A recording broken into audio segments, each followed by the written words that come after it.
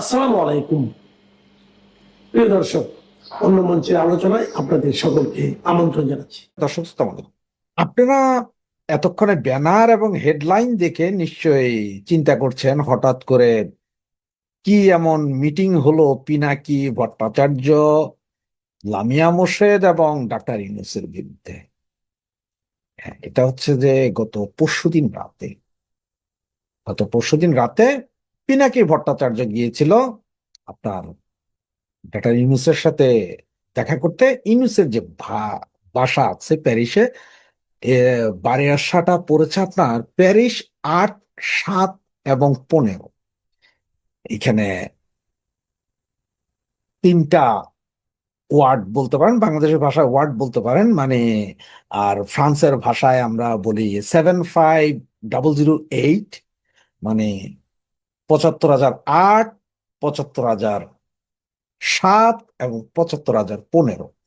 ১৫, ৭, ৮ এই তিনটে এরিয়া হচ্ছে যে প্যারিসের সবচাইতে দামি এরিয়া। যেমন আমাদের দেশের ডিএইচএস ফিউচার্স যেরকম নিরাপদ নিরবিচ্ছিন্ন ওই রকম এরিয়া।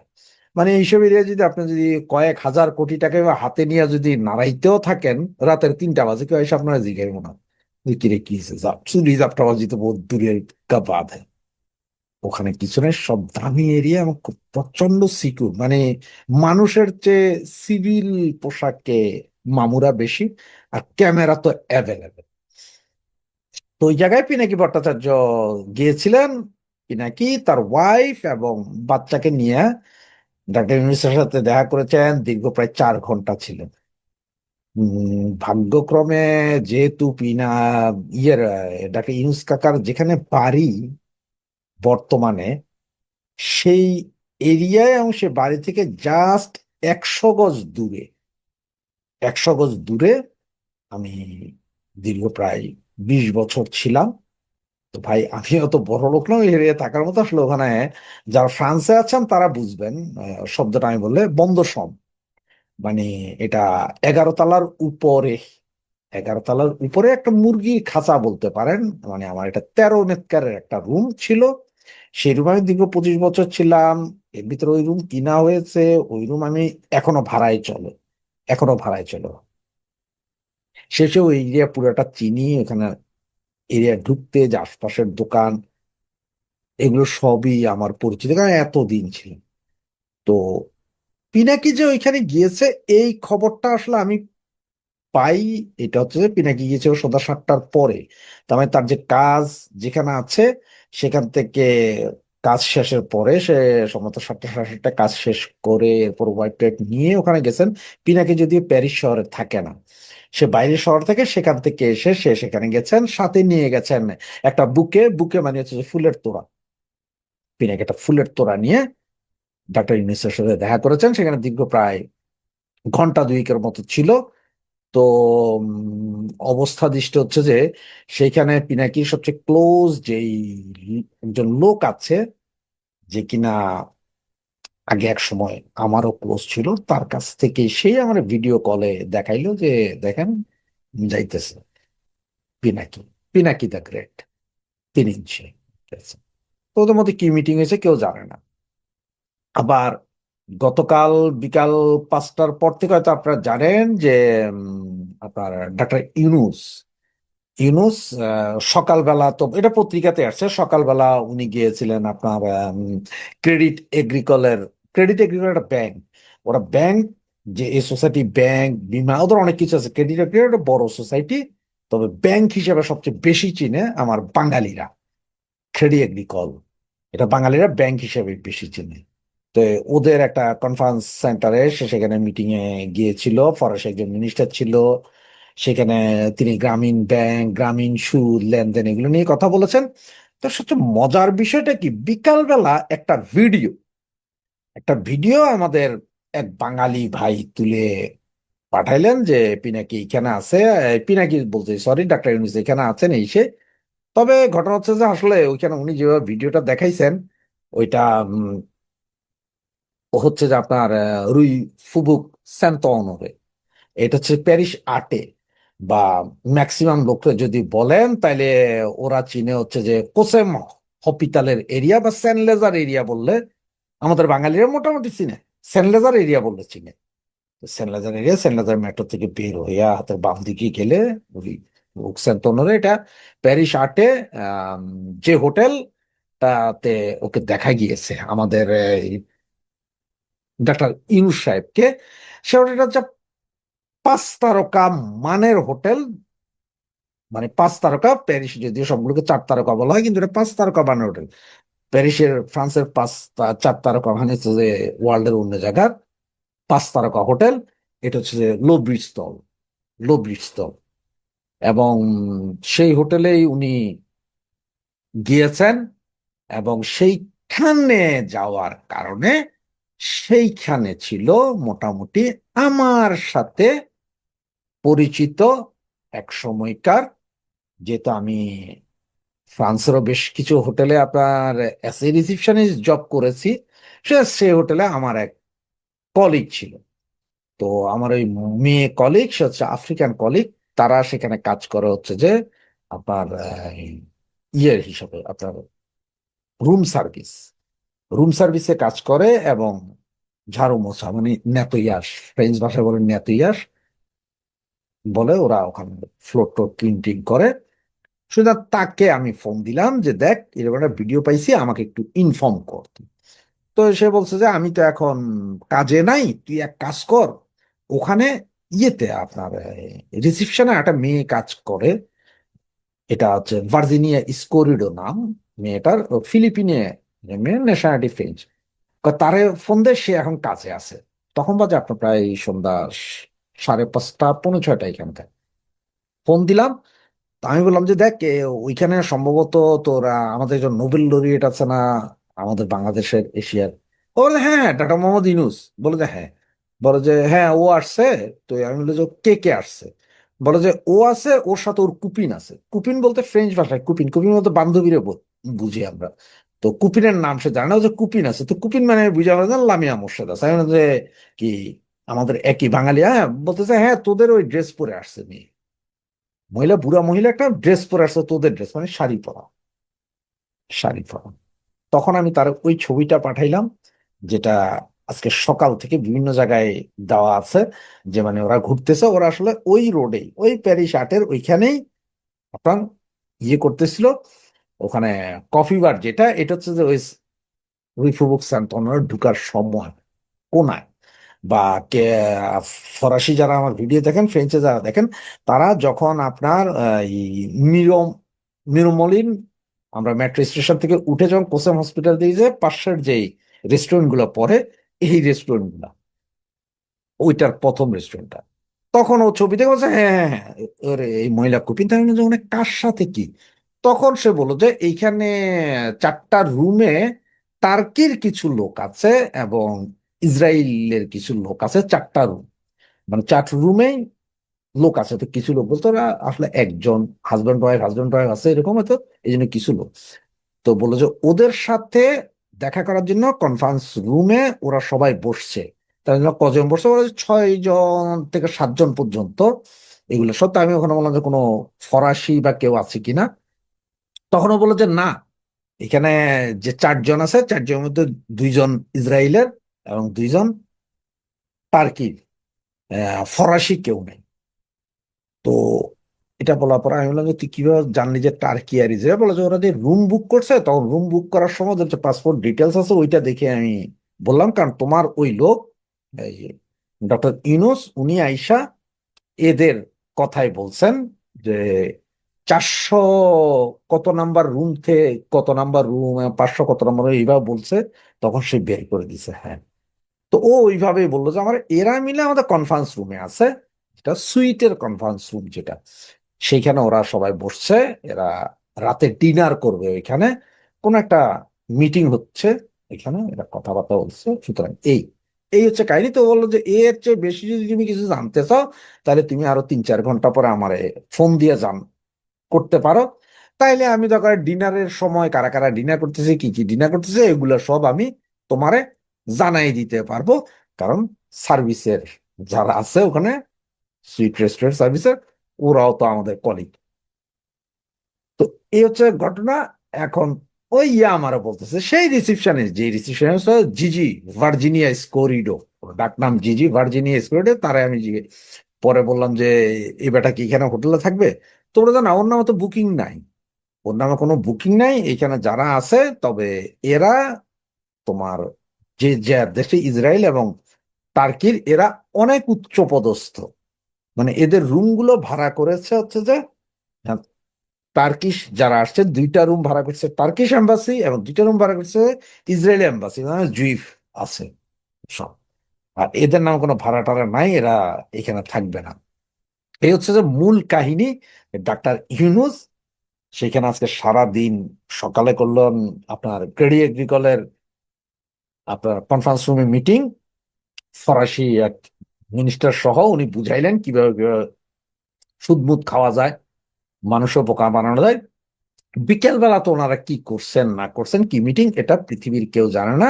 তবে ঠিক যেহেতু তার একদিন আগে আপনার 3 ইঞ্চি দা গ্রেট সে দেখা করেছেন ওয়াইফ সহ একটা ফুলের তোড়া নিয়ে, সুতরাং এটা বলাই বাহুল্য এটা কি হয়েছে সেটা ওনারাই জানেন।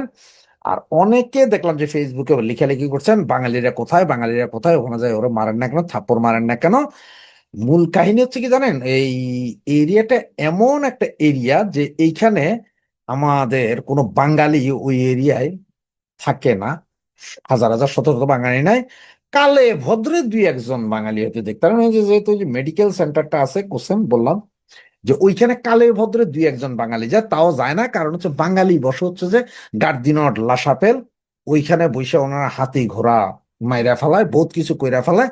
গার্দিনট লাসাপেল স্টালিনগ্রাদের বাহিরে ওনারা এদিকে আর ঢুকতে পারেন না, মানে প্যারিস 10-এর 3টা রোডে থাকতে পারেন, এর বাইরে আর যাইতে পারেন না। ওনাদের বেশিরভাগ হচ্ছে লাকর্ণ, বুবারবিলে, মানে এগুলা পুরো শহরের বাইরে। ওইখানে ওনারা এক একজন বহুত বড় বড় তরমুজ মারে, ক্ষীরা মারে, অমুক মারে, তমুক মারে, বহু কিছু মারে। কারণ দীর্ঘ 25-26 বছর তো প্যারিস শহরে, প্যারিস 15-তেই রয়ে আসলাম। সুতরাং ওখানে কোনো বাঙালি আসলে এখন আর আমার লোক তর্ক করবে না কেউ, কারণ তারা জানে যে তাদের সবার ওই যে দেখলে আমি কয়ে দিই তারা যে ভাই আপনি কোন এরিয়ায় থাকতেন, কোথায় থাকতেন। এ হচ্ছে মূল ঘটনা। সুতরাং বাঙালিদের উপর এনে রাগ হয়ে আর লাভ নাই, ওই জায়গায় বাঙালিরা যাবেও না কেউ। আর অন্যান্য দেশের বাঙালিদের মতো আসলে প্যারিসের যারা আওয়ামী লীগ করে না, ওরা এরকম স্পিড নেই।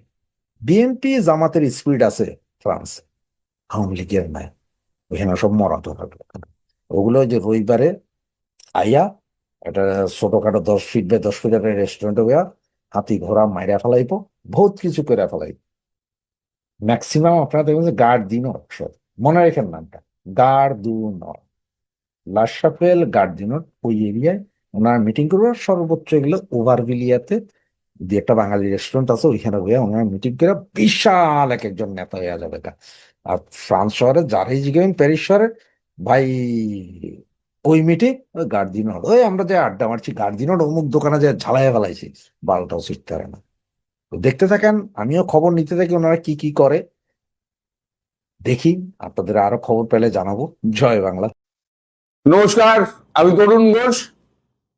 পরশুদিনকে জয়পুরে স্বরাষ্ট্রমন্ত্রী অমিত শাহের ফের একবার অবৈধ অনুপ্রবেশকারীদের নিয়ে হুমকিতে পুরো ত্রস্ত হয়ে একেবারে হাজারে হাজারে লোক ছুটেছে বিভিন্ন বর্ডারের দিকে। এখন এরা যে অফিসিয়ালি যে তথ্যটা দিচ্ছে সেটা কিন্তু মানে ওই অফিসিয়ালি, আনঅফিসিয়ালি কি হচ্ছে, যেভাবে এসছিল তারা আবার সেই পথ দিয়েই ফিরে যাচ্ছে, বিএসএফ ছেড়ে দিচ্ছে। এমন অনেক জায়গা আছে যেখানে বিজিবি নেই, সেই সমস্ত জায়গাগুলো দিয়ে তারা ফিরে যাচ্ছে, তারা নিজেরাই বলছে। এখন আমাদের স্বরাষ্ট্রমন্ত্রী বলেছেন যে প্রতিদিন মমতার এই রাজত্বকালে প্রতিদিন 10 থেকে 20 হাজার অবৈধ অনুপ্রবেশকারী ভারতে প্রবেশ করে বিভিন্ন জায়গায় ছড়িয়ে গেছে। এখন বিভিন্ন রাজ্য থেকে ধরা পড়ছে। তাদের আগে আসাম থেকে বিতাড়িত হয়েছিলেন। এবার তারা পশ্চিমবঙ্গ দিয়েও এবং বিহারের কিষানগঞ্জ দিয়েও তারা কিছু কিছু করে বেরিয়ে যাচ্ছেন। কিছু কিছু মানে কি, বাক্স প্যাডরা নিয়ে একেবারে স্বরূপনগরের একটা চিত্র একটা তুলে ধরেছেন বিবিসির এক সাংবাদিক। বিবিসি তার উপরে একটা তথ্যচিত্র বানিয়েছে। আমি সেই তথ্যচিত্রের একটা ছোট অংশ, তথ্যচিত্র অনেক বড়, একটা ছোট অংশ আপনাদেরকে তুলে ধরতে চাই। আপনারা একবার দেখুন। ভারতবর্ষের বিরুদ্ধে বিষোদ্গার করতে গিয়ে 2024 সালে আসিফ নজরুল, যেটা 1 নম্বরের মিথ্যেবাদী এবং ফেরেববাজ, সেটা মানুষকে কি ভুল বুঝিয়েছিল যে 26 লক্ষ ভারতীয় নাকি বাংলাদেশে কাজ করে উপার্জন করছে, তাদেরকে দূর করতে হবে, এরাই আমাদের পেটের ভাত মারছে।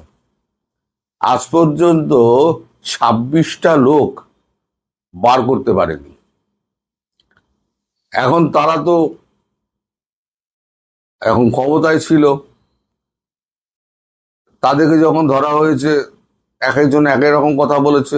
আসিফ নজরুল তো পরিষ্কার বলে দিয়েছে যে আমি যখন বলেছিলাম তখন আমি তো উপদেষ্টা ছিলাম না, এখন আমি উপদেষ্টা। মানে কথার কথা, এটা মানে মিথ্যে কথা বলার জায়গা পায় না। এইবারেতে বোঝ, এই যে হাজারে হাজারে ফিরছে, প্রতিদিন যেমন 10,000 ঢুকেছিল, এইবারে প্রতিদিন 10,000 করে এখান থেকে পাচার হচ্ছে।